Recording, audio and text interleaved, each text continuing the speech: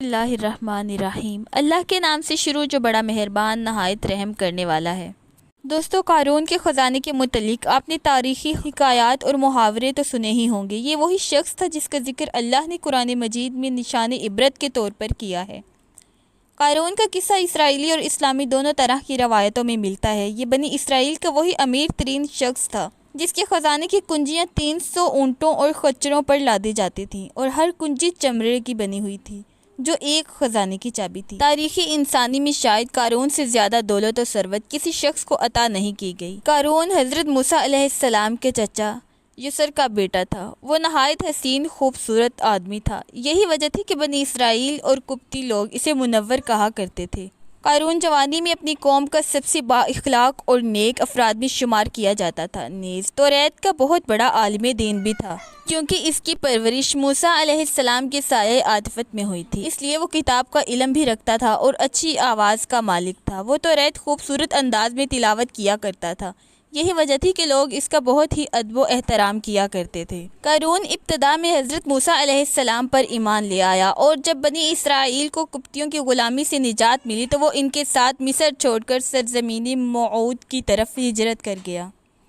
وہاں اس کے حالات ایک دم بدل گئے۔ اس کے ہاتھ میں بے شمار دولت آئی۔ دیکھتے ہی دیکھتے وہ اپنی قوم کا امیر ترین شخص بن گیا، جس کا ذکر اللہ نے قرآن پاک میں کچھ یوں کیا ہے: بے شک قارون موسیٰ کی قوم سے تھا، پھر اس نے ایک قوم پر زیادتی کی اور ہم نے اس کو اتنے خزانے دیے جن کی کنجیاں اٹھانا ایک طاقتور جماعت پر بھاری تھا۔ ایک جگہ فرمایا گیا، جب اس سے اس کی قوم نے کہا اتراؤ نہیں، بے شک اللہ اترانے والوں کو پسند نہیں کرتا، اور جو مال تجھے اللہ نے دیا ہے اس کے ذریعے آخرت کا گھر طلب کرو اور دنیا سے اپنا حصہ نہ بھول، اور احسان کر جیسا اللہ نے تجھ پر احسان کیا، اور زمین میں فساد نہ کر، بے شک اللہ فسادیوں کو پسند نہیں کرتا۔ جب زکوٰۃ کا حکم نازل ہوا اور حضرت موسیٰ علیہ السلام نے اس سے عہد لیا تو اس نے یہ وعدہ کیا کہ وہ اپنے مال کا 1000واں حصہ زکوٰۃ دے گا۔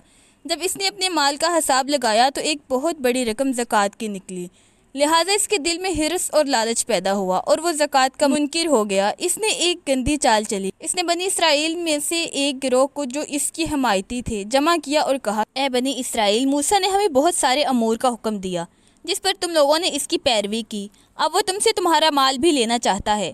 فلاں فاحشہ عورت کو لے کر آؤ تاکہ اسے کچھ پیسے دے کر موسیٰ کو بدکار ثابت کیا جا سکے۔ قارون نے اپنی قوم کے لوگوں کو جمع کیا اور حضرت موسیٰ علیہ السلام سے پوچھا کہ زنا کی کیا سزا ہے؟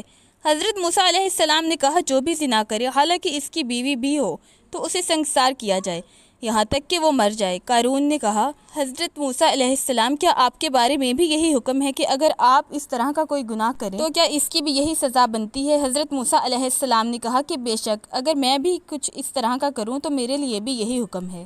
قارون نے کہا کہ بنی اسرائیل یہ گمان کرتے ہیں کہ آپ نے فلاں فاحشہ عورت سے زنا کیا ہے۔ حضرت موسیٰ علیہ السلام نے فرمایا کہ اس عورت کو میرے سامنے لاؤ۔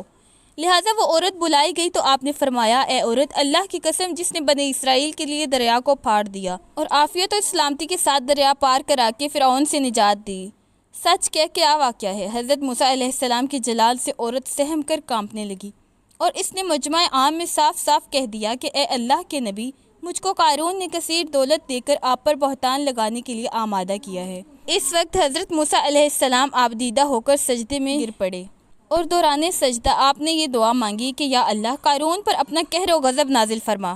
لہٰذا وہ تمام لوگ جو قارون کے ساتھ تھے وہ اس سے جدا ہو گئے۔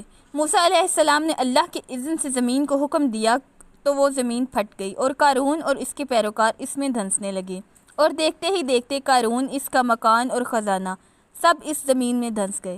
جب یہ زمین میں نابود ہو گئے تو زمین کے شگاف دوبارہ بند ہو گیا۔ قارون جو اس دولت کے متعلق بہت سارے تاریخی حکایات نقل کی گئی ہیں، اور تا قیامت قارون اور اس کا خزانہ تمام انسانیت کے لیے عبرت کا نشان بنا رہے گا۔